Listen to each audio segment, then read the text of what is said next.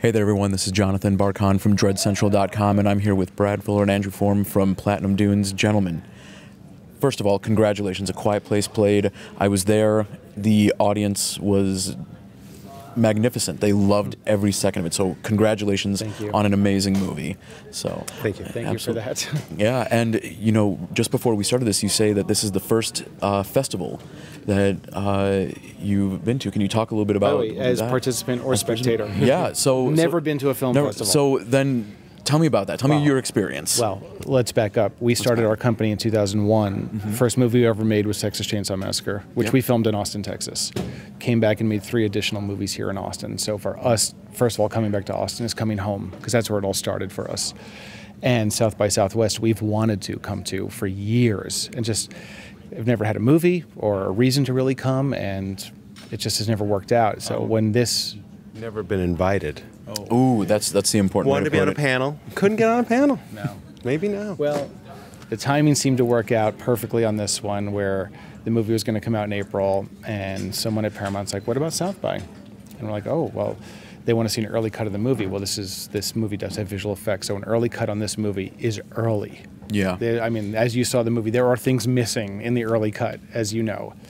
And we showed them an early cut, and then we just waited, and we got that call, and they said, we'd love you guys to open the festival. And it was just one of those, Brad and I called John, because we were in LA and John was in New York, and it was just, and we couldn't believe it. He even said in the Q&A that he pulled a Tom Cruise Oprah moment, jumping on the couch. He did. What was your reaction when you got that call? I was delighted to finally be able to come to South by Southwest. Yeah. And I'm happy they liked the movie, you know. It's hard to look at that movie. When they saw the movie, one of the scenes, John was in the monster suit in the movie that they saw, right? In the cut, they saw his leg. His leg was acting. He was standing in a little bit here and there. I just thought it would be easier if he did it. He knew the motion that he wanted from the creature, so he did it. So before we painted him out, he was in there. And that's what they saw. So they saw this movie without any aliens in it at all, and they still were willing to take the risk on us, and we're grateful for that. Well, I think part of that is because the films that play at South by are often, they're very character-driven, and they are something very special. There's something very unique about these films, and even without the monsters, this film has that quality about it, because it deals with characters that we don't normally see in film, especially within the horror genre. So I'm actually wondering if you can talk a bit about how this film challenges and also uplifts in terms of representation, in this case, for deaf actors and for deaf people. Well, the script always had, deaf. I mean, the character was always deaf. Yeah. And John said, one of the first things we're going to do is we're going to hire a deaf actress to play that role, which was a great notion. And I think we would have eventually got there, but he just jumped in and said, that's what we're doing. And in the end, you know, the whole thing comes together because of her and because she's deaf. And you think what she has is a liability actually is an asset that potentially could save the world. Yeah. Do you know what I'm saying? So we love that part of the story. And Spoiler. Was that a spoiler? That's a spoiler. Okay.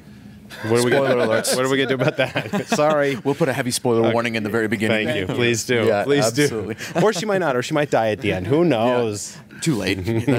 I tried. I tried. Sorry. Sorry. It's all good. Yep. So, you know, as you stated, the first film that you made was Texas Chainsaw Massacre. Platinum Dunes is known for horror and for its love of the genre. And can you talk a bit about what it was about this particular story that you felt fit within, you know, your legacy and what you wanted to create? I think the hardest thing for us lately has been finding original material. We've made an enormous amount of remakes and sequels and prequels. And when we read the first Purge script, we had a similar feeling where we're like, how original and amazing this idea is. And, you know, to work with Jason and try to make a $2.5 million movie, we thought was crazy at the time. And here we are, the 4th one comes out in July. When we read A Quiet Place, it was very, very similar, where we got a script that was 67 pages long, which you're like, whoa. And you look, you're like, oh my, there's no talking. There's no dialogue in this movie. So 6-7 pages is long. You know, when dialogue goes to 100. So you read the script, and we looked at each other, and I think it was a very similar thing as Purge, where it's just, this is an original idea. In the genre, we know in most of our movies, for at least an act or maybe more, nobody talks because we separate them all. The protagonists are all over the place running, so you don't need dialogue. So how do you get the other half of the movie to work with no dialogue, meeting characters? There's no exposition. and the script delivered. And then, you know, from there we went to Paramount. We got the spec and said, guys, you have to buy this movie. And then we just built the movie from there. And then the first call was John. Wonderful. And talking about that, I think that what made this so special is how it focused so much on character development and how it was really unique in building everyone up, as John put it, like into a unit that you felt that you were a part of. And as you stated, people are kind of a little tired of remakes and sequels and prequels. It's not that they don't have a place or that they're bad, it's just that there was a glut of them. And so now we're in this age where we're seeing a lot of original horror, or at least horror that's given a lot of careful attention, and it's almost elevated. And I'm wondering, you know, with how much work you've put into the horror genre, where do you see this genre going now in over the next 5-10 years? Well, the challenge, I think, to filmmakers and producers is how do you make a horror movie that ends up in movie theaters, if that's what you want to do? So for us, that's about originality of concept. And so what we are going to continue doing is looking for original concepts. I mean, I feel like our company's always been concept-driven. But going forward, in order to get people to pay their $10, $15 and go into a movie theater, you got to show them something they haven't seen before. And the onus then is on the writers to come up with newer ideas that no one has seen before. And making the movie feel theatrical. It doesn't matter what your budget is, but the idea that it's a communal experience, that you need to see it in a theater. You know, this movie relies heavily on sound. Yes. And the sound mix on this movie is the hardest we've ever worked on. And all the movies we've ever made, this one's the hard one. And just the idea of when you use sound, when you take the sound away, and that fine, fine line.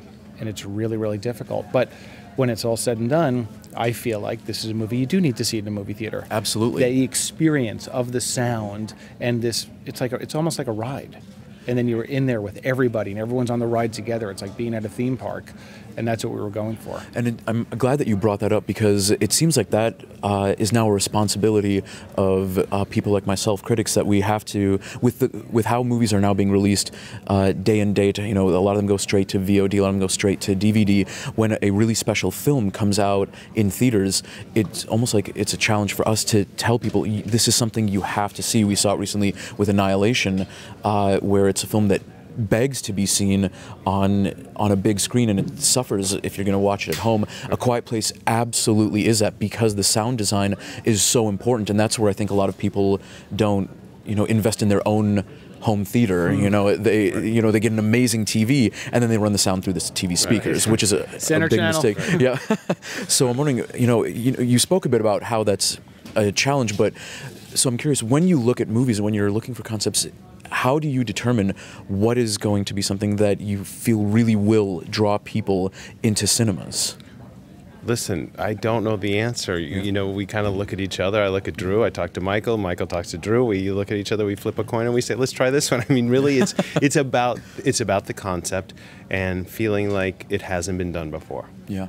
And I think that's not just true of horror movies. I think that's true across the board. Audiences are much more discerning now, and they want to see things and be taken to places they've never been before. And I think now, more than ever, you really need to execute. And if you don't, we're seeing more and more that just because you thought your movie was going theatrical, it may not. Yeah. It may end up on a streaming service. And, you know, it just forces filmmakers to really take a script that everybody thinks is amazing and loves and execute it and make a great movie now, you know, and that's a challenge.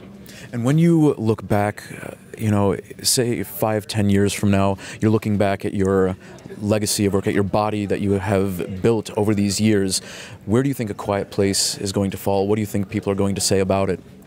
I think that A Quiet Place is the best movie that we've made.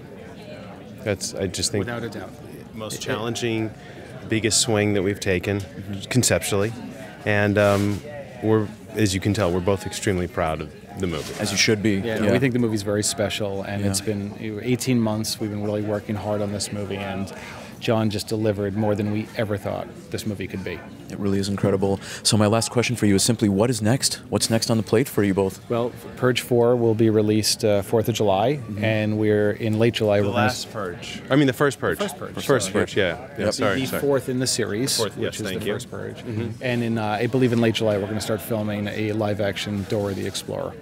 Oh, really? Yeah. That should be exciting. We're bringing her to the screen. Yeah? Yeah. Okay. It's not exactly our genre, but No, you never know. It's a turtle genre. It's a turtle genre? Okay. Yeah. Yes. All right.